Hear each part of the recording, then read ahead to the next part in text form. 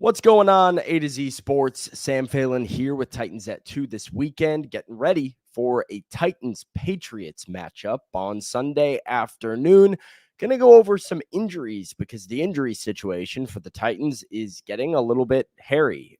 Some names on the injury report, an injury report that is getting quite long, and some surprises that will certainly play a factor in Sunday's game.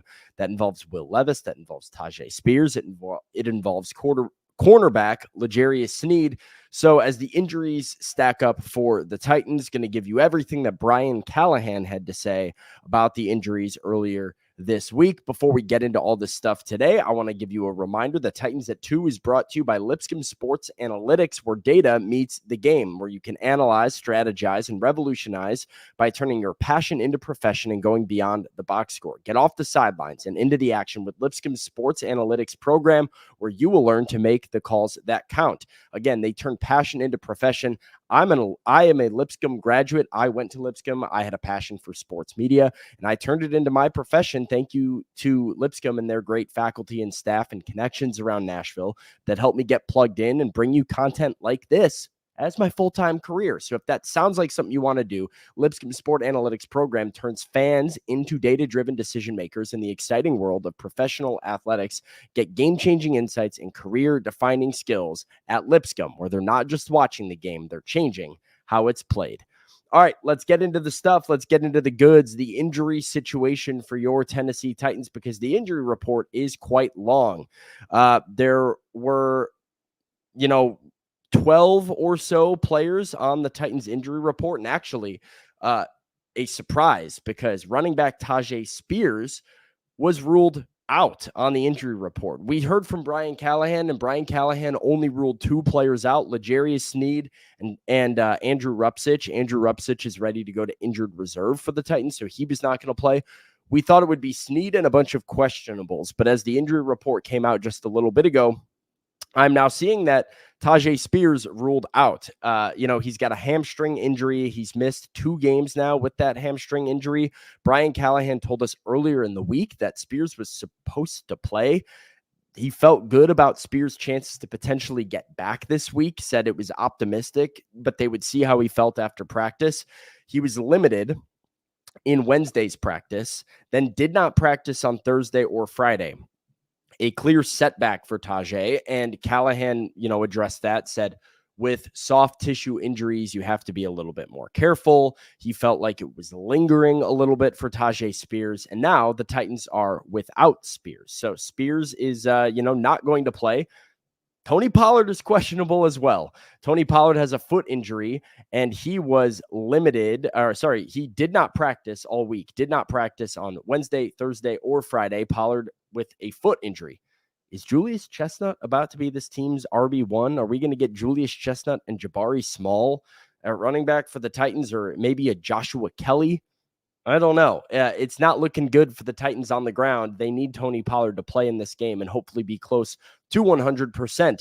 But no Tajay Spears with the soft tissue injury that's lingering. Another guy that I mentioned earlier out as well is L'Jarius Sneed. L'Jarius Sneed is dealing with a quad, kind of an unexpected injury that he suffered that originally was like, a one-day thing. L'Jarius will be back tomorrow. He's just missing 1 day of practice. And this has certainly turned into something worse than the Titans expected. He's been getting MRIs and testing done, and now 3 straight games for L'Jarius Sneed as well that he will miss. He did not practice this week, and he was a pretty safe rule out for Brian Callahan. Andrew Rupcich has a tricep injury. That it's serious. He tore his tricep. He's going to injured reserve. So those are your guys that are out. Now, questionable: Tyler Boyd, Amani Hooker, Tony Pollard, Dylan Radins, Tavondre Sweat, Trey Avery, Will Levis. Long list. A lot of guys that the Titans need. There's 5 starters on that list: Sweat, Levis, Radins, Pollard, Hooker, Boyd. 6 starters that are questionable, with 2 of them already ruled out. Will Levis's shoulder is intriguing to me. It's interesting because it's a very similar situation to what we saw with Levis in the game against the Colts prior to Levis playing. He suffered the injury on Monday Night Football. He then had a bye week the next week. So he had about 2 full weeks to recover before a game against Indy. And throughout the practice week, the Titans were letting Will throw, trying to get a look at him, see how he was doing. And it was really a story of pain tolerance for Will Levis. What could he tolerate? What could he do? How limited would he be?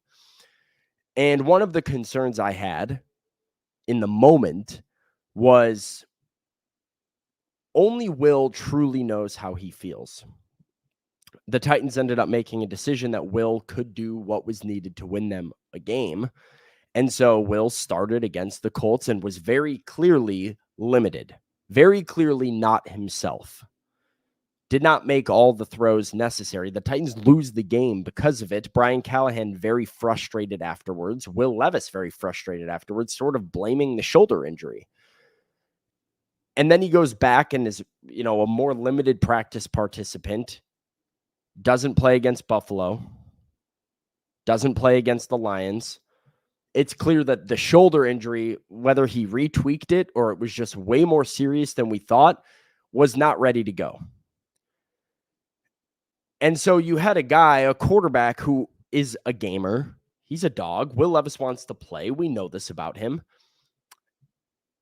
And he comes out and he's fired up. He wants to play. Coach, I'm good. Let me go. The Titans ask him, Will, how you feeling? He tried to tough it out for his team. And the Titans coaching staff did not do enough to protect Will Levis from himself. They made him pass an eye test, but the eye test was pretty elementary. The eye test was going through a week of practice. What's different this time around? Well, in some ways, nothing. Only Will Levis truly knows how he feels. It is ultimately Will Levis's decision, if you will. At least that's how he phrased it to me in the locker room earlier this week. He felt like it was his decision on whether or not he was good to go, that he would be able to tell the coaching staff, hey, I got this. And he said, I have to make the right decision. I have to really think about how I'm feeling. I have to be honest. Well, what's different now from the last time that this was a burden on Levis? The Titans coaching staff is pushing him harder. This week of practice, in which he was limited all 3 days, Will had to make more throws, had to do more. The eye test that he had to pass in order to get approval from the Titans coaching staff was much more difficult. As of right now, I would lean towards Mason Rudolph being the quarterback only because I really feel like the Titans are cautious about Levis. They want him to play. Make no mistake about it. Brian Callahan and the staff want Will Levis to play, but it does nobody any good to send Will Levis out there if he's not fully himself. You need him to feel comfortable in order for him to develop, in order for the offense to work. It does the team no good, and it really does Will Levis no good. It's a disservice to him. It's a confidence crusher for him. But if he can go, I think they want him to go against the Patriots. This is a winnable game. I lean towards Mason Rudolph right now. I think it's one more week for Will Levis on the shelf, and he is back next Sunday. That's where I would lean right now. Jeffrey Simmons is good to go. Calvin Ridley's good to go, despite having 2 did not practices this week. It's rest for those 2 guys. Pollard, Hooker, Boyd, Radens. Some other questionables. And Tavondre Sweat. Sounded like Radens got stepped on at one point. He had to come out briefly in that last game, and then Rupcich came in for him. Rupcich got hurt. So a foot injury for Radens. It's a foot for Tony Pollard. It is a groin for Amani Hooker. It is a shoulder for Tyler Boyd. The Titans are really, really banged up. It makes the decisions about who to elevate that much more difficult.